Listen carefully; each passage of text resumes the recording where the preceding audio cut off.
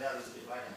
There's a tradition of having loud-mouthed Aussies talk about safety, so I'm filling in for Kevin today. And I want to focus on communication because, as in translators, this is our area of most passionate interest. And I find I often have to remind people how important it is. A lot of people define themselves according to what they've trained for and qualified for in their job description. Communication runs through everything.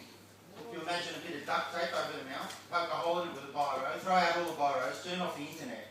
Could you still do all the things you do every day? The cutting, the measuring, the grinding, the fitting, the welding.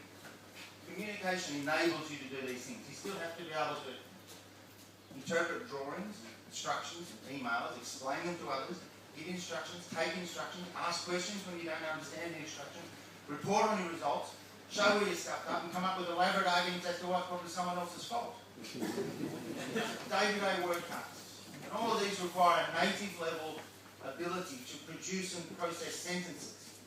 So there's no understating the importance of communication. And communication and safety come together for us a lot.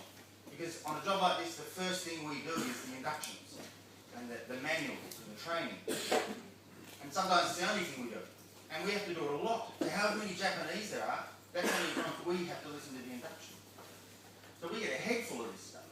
I'm a bit of a connoisseur of safety systems. And one of the reasons I wanted to stand up today was to say how amazed I am at Mihi. What Kevin said yesterday about this place being cutting edge, I agree. And I've seen a lot of power stations, a lot of other factories, translated their manual. And this place is very impressive. The people I've got here, Raywin, Louise, Kevin, John, these people are razor sharp, unforgiving, they're safety Nazis in a good way. The observation card system, very impressive. I'm going to talk to people once I leave committee about that because they don't just disappear down a hole. They come back to you every morning. They tell you guys the difference that you're making. You know, you can see it in that graph over there. It shows your priorities. It shows the changes. Now, that's a very dynamic system. The thing I like the most is how Kevin gets up here and gets into the psychology. This is quite hardcore. He forces. They don't just talk about ladders and safety glasses. They don't just talk about the things you stuff in your ears. He talks about what happens in between them. Because that's where safety begins and ends. It's the attitude and the understanding. So I was very impressed with that thing you said. I can't remember if you said it or I read it somewhere around here, but they say you can injure yourself for life in 5 minutes, but it only takes 5 minutes to work out the best way to do something. Which would you prefer? Really? And what he's talking about there is rationalisation. Rationalisation are the things that we tell ourselves to feel good about doing something stupid. And he had one yesterday. He said, look, I'm only going to do that. It's only going to lift one thing. Why put my gloves on? And it's the same as saying, I'm going to be up the ladder in 2 minutes. I'm not going to bother tying it off. Now, I have a trade background. I used to be a carpenter a long time ago. And I once cut my finger with a power saw. 30 years ago. I can still remember exactly what went through my head just before that happened. It was just before knockoff. I was very tired. I had sawdust in my eye. And I can remember thinking to myself, it's just before knockoff. I'm very tired. I've got sawdust in my eye. Fuck it.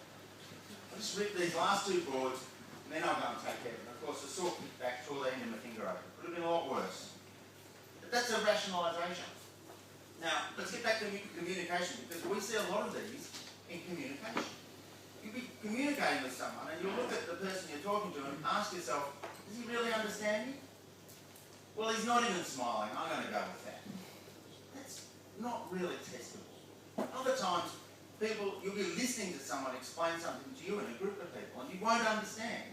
Communication's failing and you'll think to yourself, I could put my hand up and ask, but I look like a dickhead. And people come up with this calculation that the short-term imagined embarrassment of looking like a dickhead is more important to you than not having the knowledge to protect yourself and others out on site. And in reality, if you put your hand up and ask the question, people don't think you're a dickhead. They're all sitting there thinking, oh, thank Christ he asked.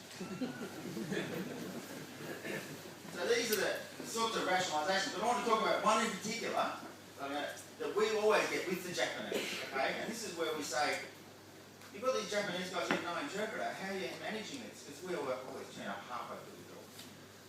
And they say to us, well, it's okay because we're all technical people. know he can't speak English, but technical, it's like a universal language, so we all know what's going on.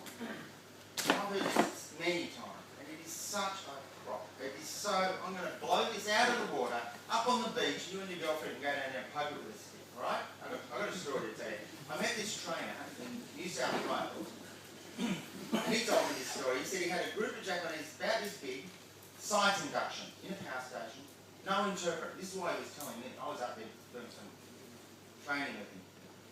And he said, the thing is that one of them spoke pretty good English. So we thought we'd be okay. Because it was all technical, right?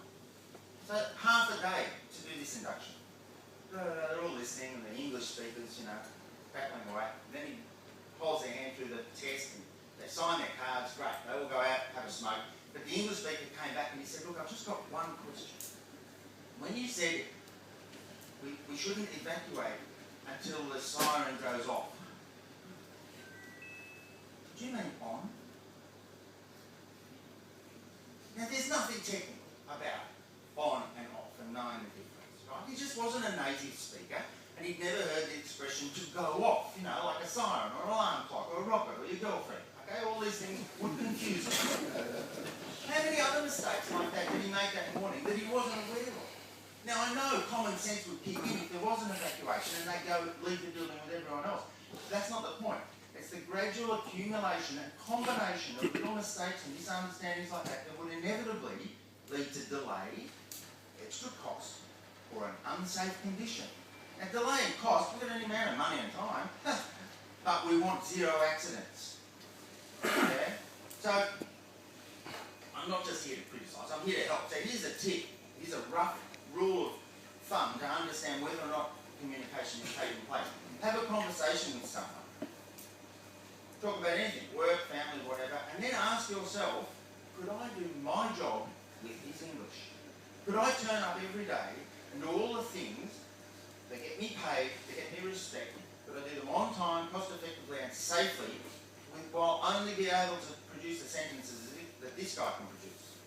Now, if the answer is no, you've got a problem. Now, the solution isn't always to call and retreat. But I admit that this safety month has somehow turned into a shameless plug for my business. But thanks for your collaboration and have a safe